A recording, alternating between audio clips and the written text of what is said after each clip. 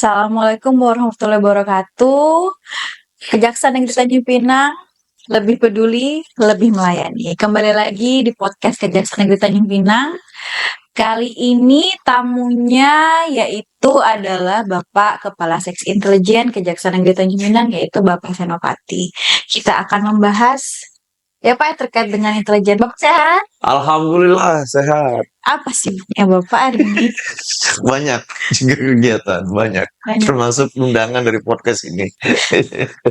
Terima Baik, kasih Bapak telah terima hadir. kasih. Kita sedikit membahas ya Pak Ya. ya terkait intelijen. Apa sih yang mendekat ke masyarakat dari bidang intelijen? Bapak menjadi kepala seksi intelijen kan sekitar sudah hampir 1 tahun ya Pak ya? Iya. Sepanjang Bapak menjadi kepala seksi intelijen, apakah ada program atau apakah ada terobosan baru Pak yang Bapak lakukan mendekat kepada pemerintah dan untuk masyarakat di Kota Tanjung Pinang khususnya Pak? Kira-kira ada tidak Pak? Iya, terima kasih Mbak Anita. Suatu hal yang luar biasa juga pada kesempatan ini kami menyampaikan informasi bahwa kami kemarin 1 bulan yang lalu gencar-gencarnya membangun dalam hal untuk inovasi di organ intelijen, yaitu melakukan pengawasan investasi. Kemarin kami melakukan itu banyak hal melalui dari pemaparan dulu kepada kepala daerah maupun beberapa kepala OPD untuk dapat sejalan dalam hal kolaborasi untuk mengawasi perkembangan investasi di Kota Tanjung Pinang. Syukur alhamdulillah kami dalam langkahnya diberikan suatu persetujuan oleh Pak Wali Kota untuk bersama-sama berkolaborasi dalam mengawasi investasi melalui sektor DPM PTSP Kota Tanjung Pinang. Ada hal yang unik kami dapatkan di situ, memang langkahnya harus benar-benar konsisten karena di situ ditemukan beberapa kendala yang mungkin bagi kami sebenarnya masih bisa ada solusi, akan tetapi semua itu harus dibahas bersama dengan stakeholder, baik itu kementerian vertikal maupun dari OPD teknis yang memberikan verifikasi atas permohonan investasi. Itu mungkin hal yang besar saya lakukan selama bertugas di Kota Tanjung Pinang. Itu mungkin. Boleh nggak Pak saya kaji sedikit lah Pak. Apa itu pengawasan investasi Pak? Oke. Terima kasih Mbak. Nomenklatur pengawasan dimaksud ini sebenarnya memiliki dasar hukum, yaitu di awal di tanggal 4 Februari 2025 yang lalu, Bapak Jaksa Agung diundang oleh Kementerian Dalam Negeri bersama dengan KPK, Polri, Bapisus, dan hal ini tujuannya menandatangani MOU, berkomitmen untuk melakukan suatu efisiensi pengawasan investasi atau pengawasan proses perizinan di daerah yang notabene-nya mengawal tidak terjadinya penyimpangan dan diharapkan sesuai dengan peraturan perundang-undangan. Mungkin itu dari dasar hukum yang kami bangun. Selanjutnya dari fondasi hukum tersebut kami mendapatkan surat perintah dari Kepala Kejaksaan Negeri Tanjung Pinang. Dalam hal ini dibentuklah tim pembentukan satuan tugas pengamanan investasi untuk Kota Tanjung Pinang, di mana dari surat perintah dimaksud kami membangun namanya kolaborasi dengan DPM PTSP Kota Tanjung Pinang untuk memperoleh informasi maupun data yang menjadi kendala-kendala ke depan untuk proses perizinan di Kota Tanjung Pinang. Itu bagian dari yang terbesar bagi saya pribadi bekerja di Kejaksaan Negeri Tanjung Pinang, karena ada beberapa hal yang menjadi hal-hal yang mungkin menarik dan tantangan bagi kami untuk menyelesaikan segala bentuk kendala-kendala yang dihadapi di proses perizinan dimaksud. Mungkin itu Mbak Nita.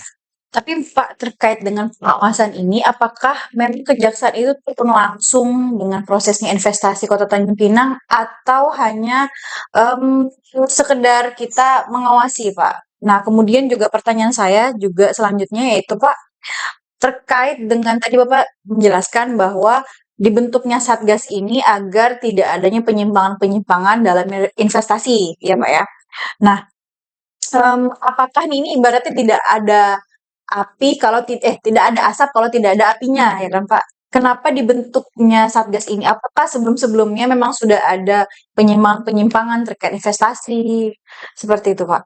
Oh ya, terima kasih Mbak Nita. Kalau kita bicara before after, memang kondisinya sebelum dalam hal adanya pengawasan ini, kami ada hal yang unik menemukan. Ini sebenarnya evaluasi saja karena dia menggunakan platform eh, pendaftar investasi itu melalui OSS di PTSP, di BPN ternyata punya juga namanya Gistaru.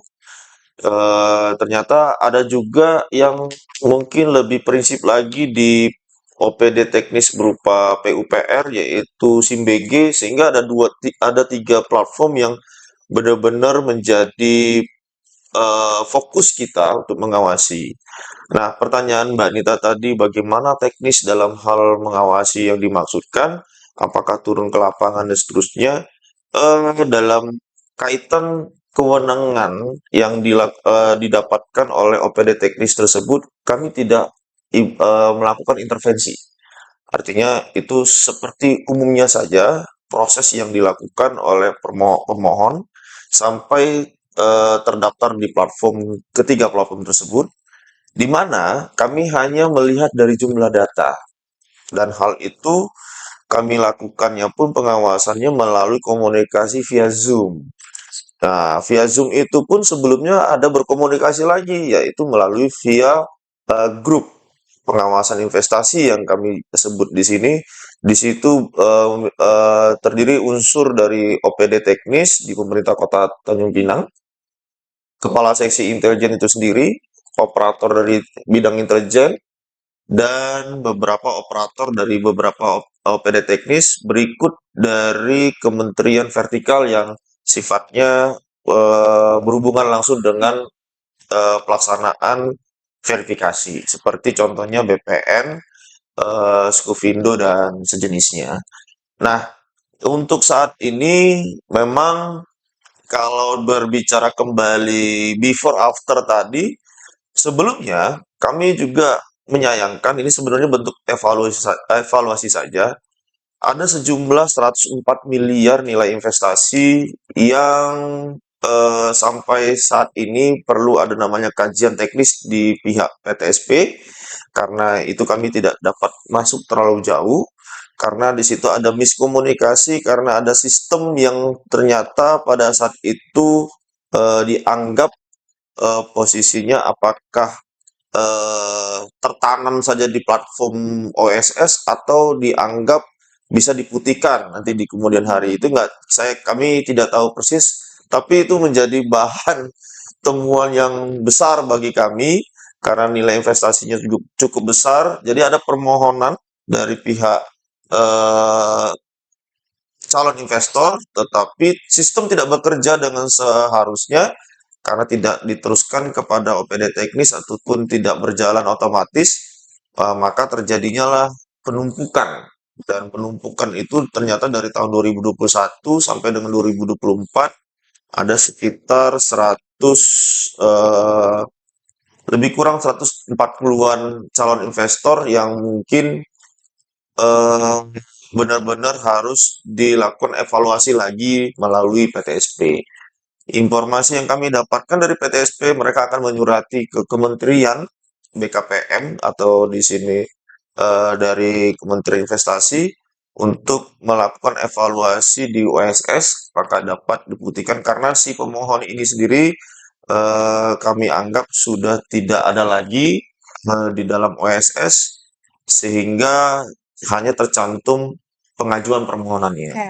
Inilah yang mungkin dianggap apa sih fungsi pengawasan, apakah ada perbedaan atau memang ada kendala selama ini. Nah, kami anggap itu benar ada kendala, ternyata kita bicara sebelum dan sesudah, memang kami menemukan ada beberapa yang harus sama-sama kita berkomunikasi, transparan, dan berintegritas di situ untuk mendapat sama-sama mengawasi perkembangan proses perizinan.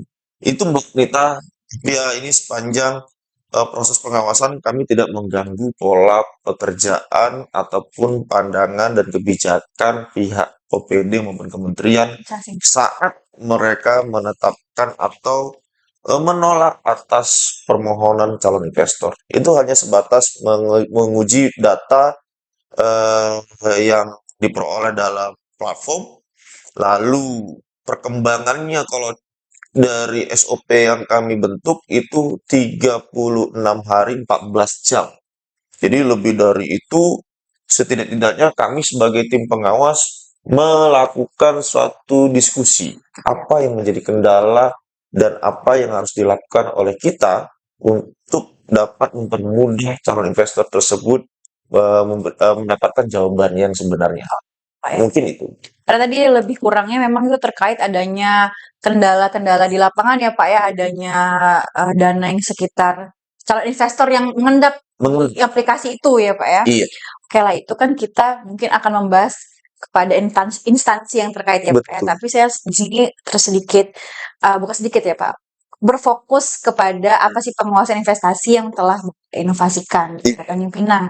Nah, salah satunya lagi yang tadi saya tanya ke Bapak, asal muasalnya adanya Satgas itu tuh Pak. Oh, oke. Tadi Iya. tidak ada api, tidak ada asap kalau tidak ada api. Iya. Sebelumnya gitu. Dulu di tahun 2019 melalui Inpres nomor 7, zamannya Pak Presiden Pak Jokowi mengeluarkan Inpres 7 tahun 2019, di situ tentang percepatan berusaha, lalu dikembangkan di tahun 2021 melalui Kepres 19, di situ pembentukan Satuan Tugas Pengawasan Investasi, di mana kedua aturan hukum dimaksud ada memasukkan sebagai Jaksa Agung sebagai pelaksananya antara kementerian-kementerian lain dan lembaga yang ditunjuk oleh Pak Presiden, di mana melalui surat perintah Pak Jaksa Agung di tahun 2024 menerbitkan semua pembentukan satuan tugas pengawasan investasi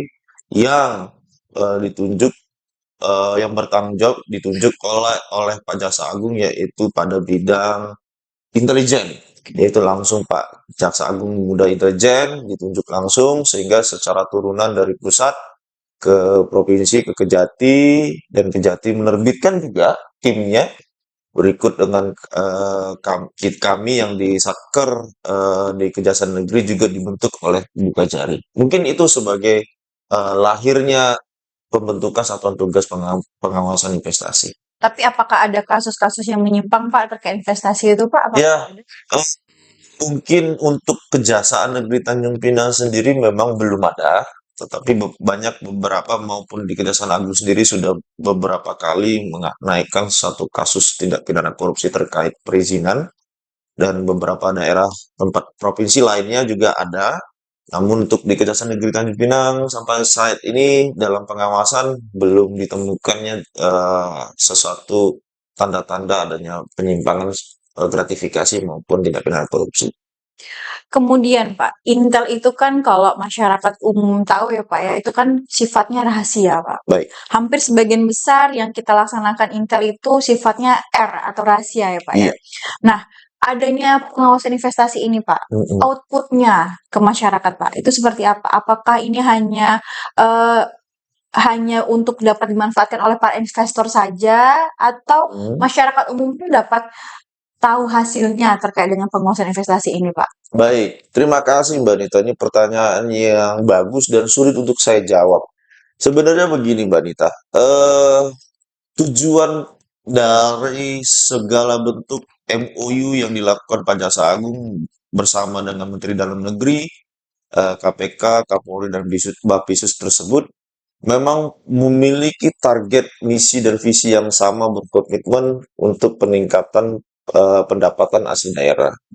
Nah, apakah pertanyaannya output untuk masyarakat apa? Nah, sangat sederhana sekali kita bisa menyimpulkan bahwa nantinya dari segala bentuk retribusi dan segala bentuk hal-hal yang berhubungan dengan pembangunan maupun investasi di satu daerah itu nanti akan benar-benar berdampak pada masyarakat yang luas pada umumnya. Karena nanti membuka lapangan pekerjaan juga udah pasti. Dalam hal ini juga sebagai bentuk pendapatan asli daerah meningkat sehingga pembangunan di daerah tersebut juga meningkat. Banyak hal yang mungkin dari masyarakat akan nanti rasakan dari sisi pendapatan dari berupa dari investasi. Mungkin itu, Mbak. Saya masuk ke pertanyaan terakhir, Pak. Sebelum kita tutup podcast ini, Pak ya. Nggak usah berat-berat, Pak. Selama menjalankan Iya. program pengawasan investasi ini, Pak, kesan dan pesan Bapak sebagai kasih intel Kejaksaan Negeri Tanjung Pinang, Pak. Iya, kesannya ya amazing ya. Kalau misalnya bahasanya kita bicara sangat bagi saya di awal karena tidak ada eh, bentuk-bentuk langkah sebelumnya yang sebelum kami laksanakan sehingga masih eh, terbata-bata untuk bisa mengejar misi tadi, wanita. Salah satunya saya sedikit bocorkan juga ini kebetulan menjadi eh, keinginan dan kepentingan saya pribadi untuk menyelesaikan tugas saya di dalam Diklat PKP pada Badan Diklat Kejaksaan Republik Indonesia yang lalu. Selama 3 bulan saya menggodok ini dan kondisinya kesannya itu sangat luar biasa dan bagi saya hampir terlintas juga untuk dapat mundur dari inovasi yang diinginkan ini. Namun ternyata di saat eh, ending dari segala bentuk pelaksanaan diklat ada hal-hal yang memuaskan. Jujur sangat memuaskan karena ternyata dari sisi masing-masing dinamika yang kami hadapi step by step tadi itu menjadi pembelajaran yang sangat luar biasa. Dan ini nantinya mudah-mudahan menjadi ada nilai jual juga kepada teman-teman satker lain khususnya di kejaksaan bahwa tidak ada satu hal yang berhubungan dengan pengawasan investasi didukung penuh. Tetapi kondisinya masuk didukung penuh itu dalam artian ada pro kontra ini. Tetapi pro kontra itu mungkin bisa diartikan sendiri, Mbak Nita, karena kita mungkin nanti perlu lagi dengan bahan bahan apa namanya ya bahan khusus lah untuk kita diskusikan yang lebih jauh tentang pengawasan ini. Tetapi kalau dibilang kesan sangat berkesan sekali. Kami harus ada namanya marketing. Ya, marketing dalam artian memberikan sosialisasi kepada masyarakat yang mungkin hampir banyak bertanya dan hampir juga banyak yang mendukung secara sepenuhnya bahwa memang khususnya untuk Kota Tanjung Pinang perlunya namanya pengawasan ini untuk mendukung segala bentuk usaha baik itu UMKM maupun hal-hal yang berhubungan dengan perizinan itu harus diawasi oleh kita, khususnya kejaksaan dan DPMPTSP sendiri mensupport apapun langkah kita, tetapi kondisinya saya kembalikan lagi bahwa kebijakan itu ada di tangan masing-masing OPD teknis maupun Kementerian Teknis untuk dapat memutuskan sendiri tanpa ada intervensi dari pihak manapun. Ya, kami kembali lagi, kesan sangat luar biasa dan kami juga mengucapkan terima kasih kepada tim intelijen, khususnya para pegawai bidang intelijen termasuk Mbak Nita yang sudah banyak membantu termasuk berikan informasi lagi di podcast ini. Terima kasih judul ini juga diangkat. Kami terus ingin membangun Kota Tanjung Pinang dan ingin meramaikan Kota Tanjung Pinang dari sisi pembangunan melalui investasi. Terima kasih Mbak Nita. Luar biasa. Terima kasih kepada Bapak Kasih Intel Kejaksaan Negeri Tanjung Pinang.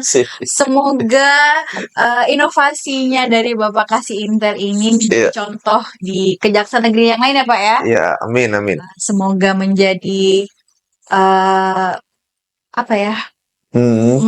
Promosi, Iya, promosi ya Pak ya. ya, terima kasih Mbak Nita. Pokoknya kami bekerja saja. Banyak pesan-pesan yang diberikan pimpinan kepada kita.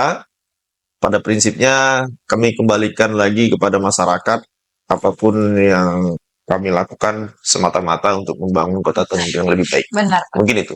Pada umumnya, pada pastinya seperti itu. Punya inovasi yang kita lakukan semua kembali kepada masyarakat. Iya. Oke, terima kasih. Satu lagi Mbak Nita, Apa sih, mungkin Pak? jangan memberikan pertanyaan yang berat-berat lagi kalau kami sudah hadir lagi. Enggak, Setidak-tidaknya kami harus mempersiapkan diri dengan pertanyaan Mbak Nita yang mungkin bagi kami agak sulit untuk menjawab. tidak sulit, Pak. Iya, iya. Diberikan senyuman kalau sulit. Iya, iya, iya. Iya, makasih. Sobat Adiaksa, terima kasih telah menonton podcast dari Kejaksaan Negeri Tanjung Pinang. Kita yel-yel ya, Pak. Yel. Kejaksaan Negeri Tanjung Oh, Pinang. oke, baik. Oke, Kejaksaan Negeri Tanjung Pinang Lebih peduli, lebih melayani. Terima kasih. Wassalamualaikum. Salam. Arigato. Arigato.